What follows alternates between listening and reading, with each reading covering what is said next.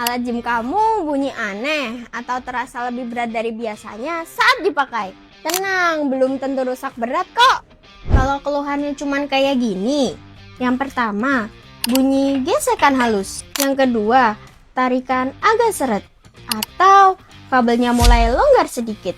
Itu biasanya masih rusak ringan. Cukup dibersihkan, dikencangkan, dan dikasih pelumas saja. Tapi kalau udah kayak gini, yang pertama, alat mati total. Yang kedua, layar treadmill error.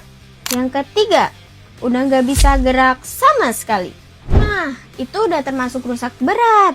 Perlu diganti spare part dan dicek teknisi secara langsung. Nah, punya kebutuhan servis alat gym? Hubungi kami sekarang.